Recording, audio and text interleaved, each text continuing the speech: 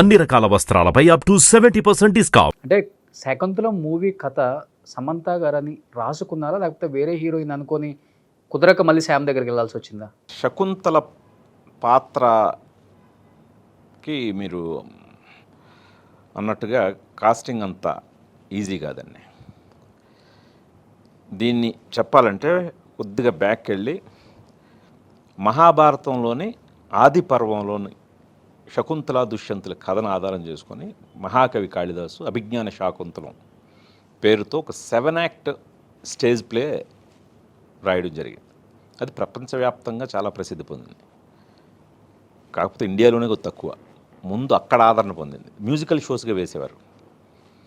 So ఇలాంటి దాన్ని నేను చేపట్టినప్పుడు ముందు చాలా R&D చేశాను. అసలు ఈ ప్రాజెక్ట్ అనుకున్న వెంటనే ఆ R&Dలో ఈ కాళిదాసు రాసిన వర్ణన చదువుతుంటే, ముఖ్యంగా శకుంతల గురించి ఆయన వర్ణించిన తీరుకి ఈ భూమి మీద అయితే అలాంటి అమ్మాయి ఉండదు. అంత గొప్పగా ఉంటుంది ఆయన వర్ణన. సో అందువల్ల నేను అంత ఈజీగా ఒకరిని ఊహించే సాహసం చేయలేకపోయాను. అమ్మ ఏంటి ఈయన వర్ణన ఏంటి, శకుంతల అంటే ఎలా ఉంది అని చాలా కాలం ఓపెన్గా ఉన్నాను. చాలా పేర్లు అనుకుంటుంటే అందులో ఒక పేరు మా నీలిమ. సో తను సమంత గారి పేరు చెప్పింది. నేను షాక్ అయ్యాను ఫస్ట్, సమంత అని. అంటే తను ముందు కాస్టింగ్ వరకు వెళ్ళే ముందే తను ఈ సినిమాని తనకు నచ్చింది. తను యాక్చువల్గా యూకేలో ఆర్ట్ అండ్ విజువల్ కల్చర్ చేసింది, మాస్టర్స్ చేసింది. రాగానే తను ప్రొడ్యూసర్ అవ్వాలనుకొని నన్ను కథలు చెప్పంటే 3-4 కథలు చెప్పాను. అందులో సోషల్ ఉన్నాయి, ఇది ఉంది. తను ఇది సెలెక్ట్ చేసుకుంది. నేను ఆశ్చర్యపోయాను. మైథాలజీ, తను ఇప్పటి మిలీనియల్ ఆడియన్స్, యూత్. సో తనకి ఇది నచ్చింది అనేసరికి అసలు రోమియో జూలియట్ నథింగ్, ఇదంత బాగుంది కదా, ఈ ప్రేమ కథని ఇప్పటి జనరేషన్కి కనెక్ట్ అయ్యేలా చెప్తే అసలు తిరుగులేదు అంది అనే ఫ్లోలో తను ఒకటి కాయిన్ చేసింది, మైథాలజీ ఫర్ మిలీనియల్స్. అంటే ఇప్పటి మిలీనియల్ ఆడియన్స్కి మనం మైథాలజీస్ చెప్పాలి. ఇది నేను భలే కనెక్ట్ అయ్యాను. తను మిలీనియల్కి ఒక ప్రతినిధి.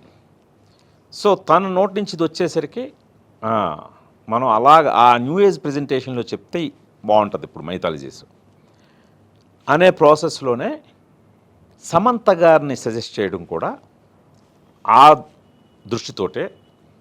అంటే మనం ఒక పురాణ పాత్రని ఇప్పటి యూత్లో బాగా ఆదరణ ఉన్న సమంత గారు లాంటి అమ్మాయి ద్వారా చెప్తే రీచ్ ఎక్కువ ఉంటుంది, కనెక్షన్ ఎక్కువ ఉంటుంది అన్న ఇది నాకు అనిపించింది.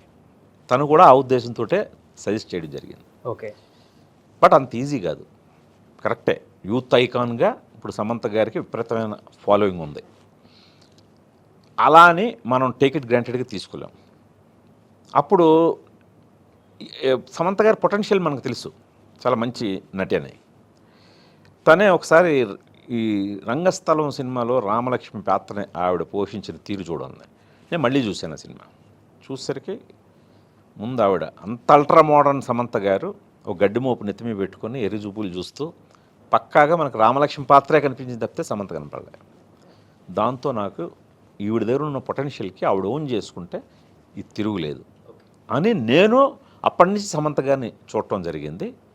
ఇంకా పూర్తిగా సమంత గారు దీనికి న్యాయం చేయగలరు అని ఆవిడ్ని నేను అడాప్ట్ చేసుకున్న తర్వాత ఆవిడ దగ్గరికి వెళ్ళడం జరిగింది. Super sir. చాలామంది కూడా శాకుంతలం అనగానే బయట రుద్రమదేవిలో గోన గన్నారెడ్డిలో అల్లు అర్జున్ మాకు ఎలా కనిపించారో, ఇక్కడ దుష్యంత క్యారెక్టర్కి కూడా మంచి స్టార్ హీరోని క్యాస్ట్ చేసి ఉంటారులే అనుకున్నాం మేము.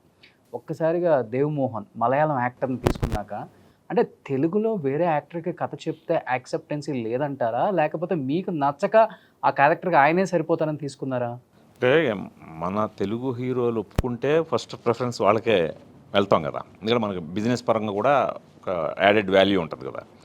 బట్ కాకపోతే ఈ దుష్యంతుడి పాత్రలో కొన్ని షేడ్స్ ఉన్నాయి. ఆ షేడ్స్ని మన హీరోలు యాక్సెప్ట్ చేయొచ్చు, చేయకపోవచ్చు.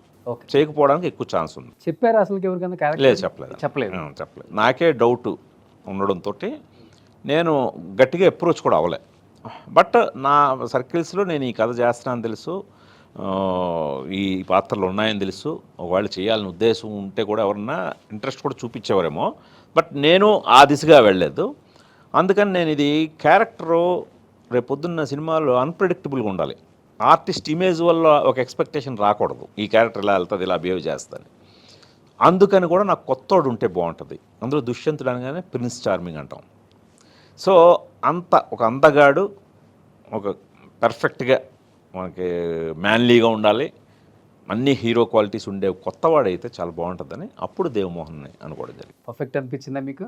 అంటే అది కూడా అంత ఈజీ కాదండి. తను ఓకే చూడటానికి చాలా అందంగా చాలా బాగుంటాడు. అతను మలయాళం సినిమా చూశాను. బట్ అతను 3 months పాటు హార్స్ రైడింగ్, స్వర్డ్ ఫైటింగ్ ఇది మొత్తం ఇక్కడ వచ్చి నేర్చుకొని మన డిక్షను తెలుగు మాట్లాడడం ప్రాక్టీస్ చేసుకొని అన్ని రకాలుగా తర్ఫీదు పొంది సెట్స్కి వచ్చాడు. ఎందుకంటే బయట ఎలా ఉంటుందంటే టాకు గుణశేఖర్ గారి సినిమాలో చేయాలంటే ఆయన యాక్టర్ అయ్యే ఉండకూడదు, నవరసాలు తెలిసి ఉండాలి అంటుంటారు. అందుకని ఎస్పెషల్లీ ఇలాంటి సినిమాలకి ఎలా ఉండాలంటే దానికి తగ్గ ట్రైనింగ్ అంతా చేసుకొని వర్క్షాప్ పెట్టామండి. అది ఫినిష్ చేసుకొని వచ్చాడు. ఒక ఆయన సురకాంతకి నరజాతికి పుట్టిన సంకర జాతి. మన డైలాగ్ కింగ్ మోహన్ బాబు గారు డైలాగ్స్ చెప్తుంటే మాకు మళ్ళీ యమదొంగలో ఆ యముడు గుర్తొచ్చారు ఇక్కడ. ఎస్పెషల్లీ సార్ని తీసుకోవడానికి రీజన్ అంటే మీదేనా లేకపోతే నీలిమ గారి చాయిస్? అది కూడా మహాకవి కాళిదాస్ చాయిస్.